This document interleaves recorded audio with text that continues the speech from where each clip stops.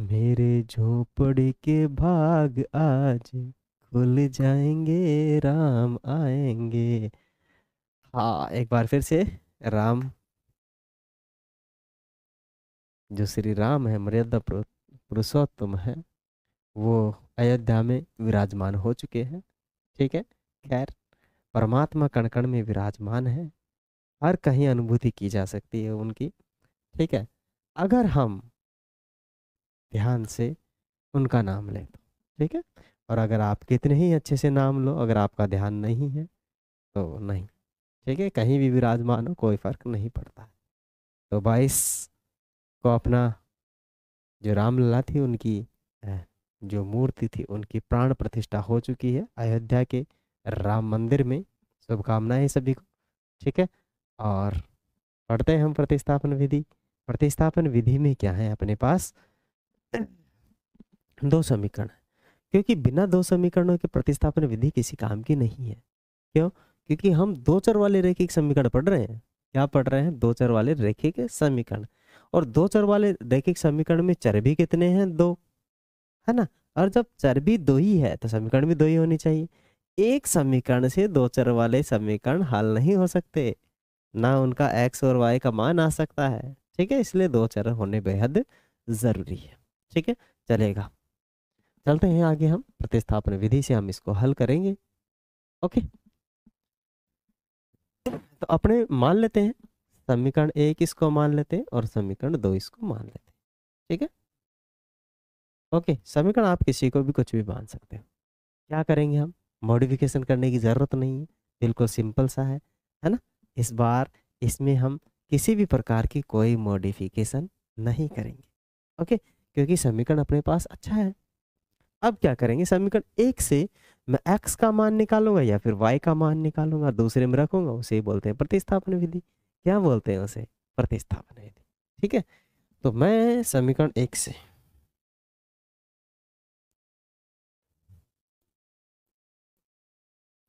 समीकरण एक से x का मान, ठीक है। समीकरण एक क्या है अपने पास? रूट दो और बाहर x है, प्लस में रूट में तीन और बाहर y है, बराबर में कितना है? जीरो। ठीक है। मैं इस पूरे को इधर पक्षांतर करूंगा, पक्षांतर करूंगा, बिकॉज मुझे x का मान चाहिए, है ना। x का मान चाहिए तो आप जानते हो ये इधर जाएगा तो माइनस में होगा, तो जीरो माइनस में कितना हो जाएगा? 3y, root 3y। ठीक है। और इधर क्या बचेगा मेरे पास? रूट के अंदर 2x। मुझे तो केवल और केवल किसका मान चाहिए? x का चाहिए। देन आपको पता है, जीरो में किसी संख्या को जोड़ो घटाओ कोई फर्क नहीं पड़ेगा, तो रूट तीन बटे रूट तीन वाई, रूट तीन और y बाहर है, गुणा में y है, और नीचे देखो ये कहाँ चला जाएगा? इसके, क्योंकि मुझे x का मान चाहिए, तो यहाँ पर मैं रख दूंगा रूट में दो, और इधर कितना आ जाएगा? x। तो मुझे क्या मिल चुका है? x का मान मिल चुका है। ठीक है।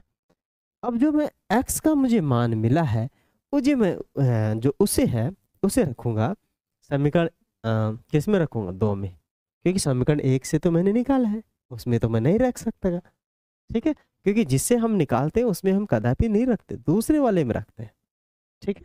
तो हम दूसरे वाले समीकरण में इसका मान रखेंगे। तो x का मान समीकरण दो में प्रतिस्थापित करने पर,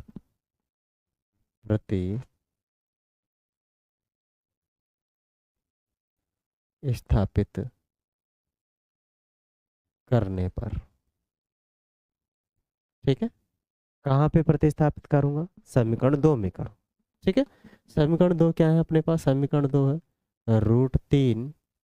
एक्स रूट तीन एक्स माइनस रूट में 8y बराबर में कितना है? जीरो। अब मुझे x का मान कहाँ रखना है? केवल और केवल यहाँ, तो रूट तीन है। ओके।